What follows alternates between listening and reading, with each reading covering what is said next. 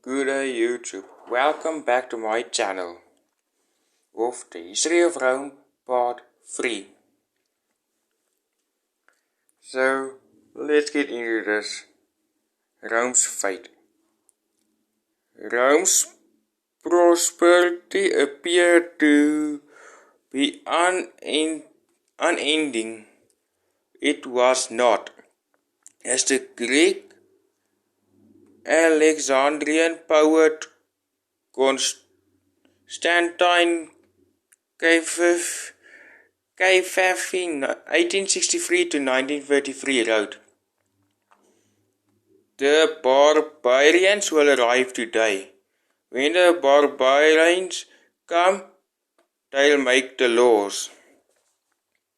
Some people have arrived from the frontier. They said there are no barbarians anymore. What will become of us without barbarians? The barbarians eventually arrived at the gates of Rome. It was the end of glory. But first came great men and great deeds, heroes and villains, kind men and cruel. And here lies the fear at the end of it all. Here is Rome.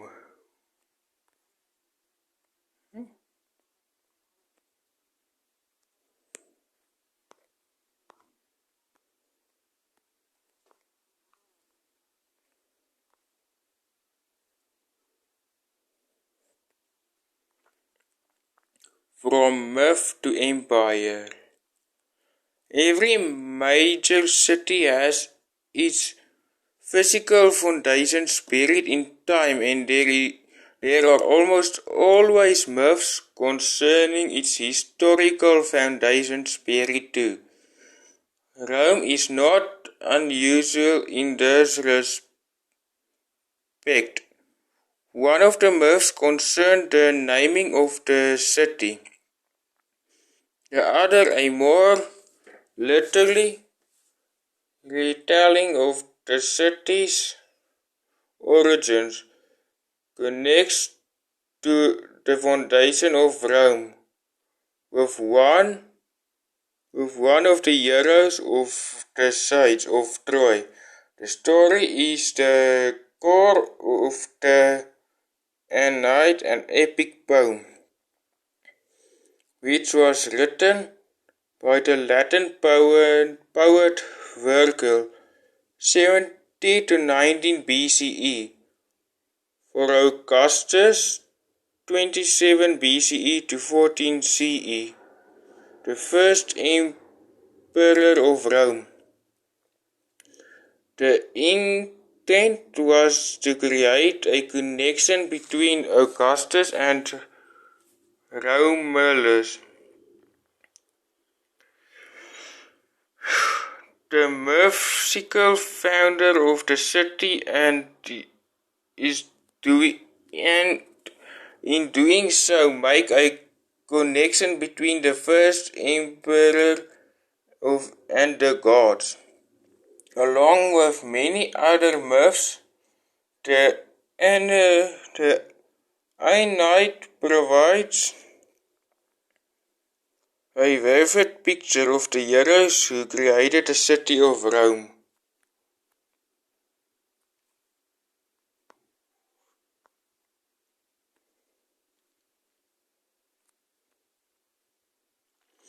The myth, Aeneas Romulus and the beginning of Rome.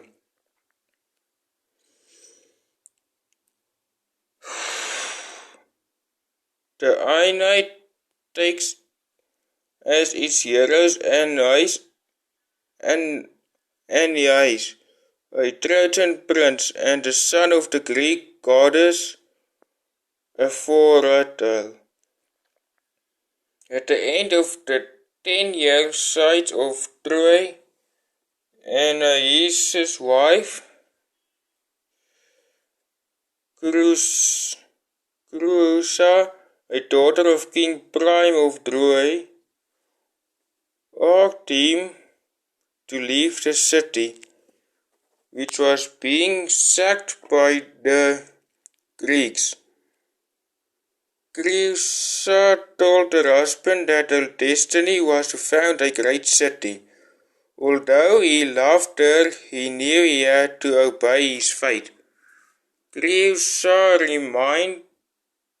remained in the burning city while Anais fled, accompanied by his father Anchises and son Asinius. Anais wandered for many years until he came to the coast of Latium. Eventually he married Lavinia, the daughter of the local king Latinus, and established himself in the city of Lavinium. Upon Ananias' death, Asinius founded the city of Alba. The descendants of Anais had ruled this region for 300 years. When Numitor was overthrown by his cruel and over-ambitious brother Amelius, Numitor's sons were murdered and his daughter Rhea forced to remain a virgin. However, she gave birth to twin sons, Romulus and Remus. Having been visited by Mars, the god of war, a furious Amelius had the twins thrown into the river Tiber, but the boys survived, suckled by a wolf and then reared by a shepherd. Eventually the twins learned their secret, killed Amelius and restored the throne of Alba to their grandfather. The twins decided to found a city of their own nearby. Romulus won the honor of naming it, having witnessed a good omen when he was 12, vultures circling Mount Palatine. Remus only saw 6.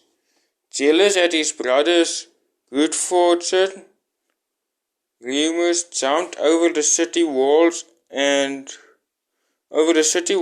that Romulus was building, mocking their height. This infuriated Romulus so much that he picked up his sword and killed his twin. So Rome, in mirth at least, was founded in 753 BCE.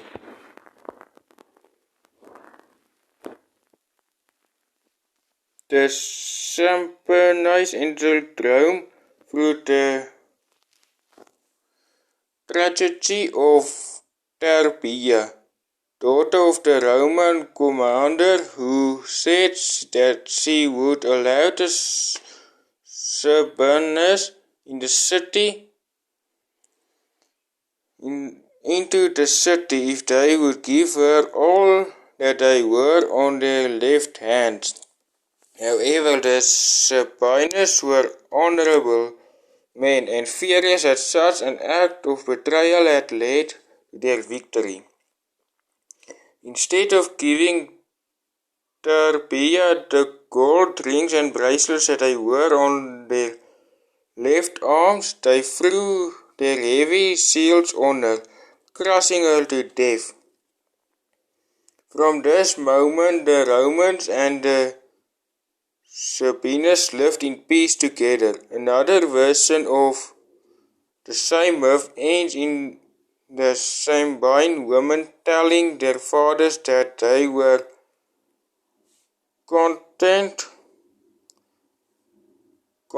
to be the wives of Roman warriors. Romulus extended his immediate territory and ensured the safety of his city, which he ruled for nearly 40 years. Upon his death, he was taken to heaven by his father Mars. The rape of the Sabine women. Romulus had an army of men to police his city, but he had no women for them. To provide wives for his warriors, he invited his neighbors, the Sabines, to a festival and promptly carried off their daughters. As a result, the Romans and the Sabines went too far. And now I will continue tomorrow with ancient Rome. So, in the future, I will not upload videos on weekends. Only Monday to Friday. No, not Saturday or Sunday. Only Mondays to Fridays. Thank you very much for watching. And please subscribe.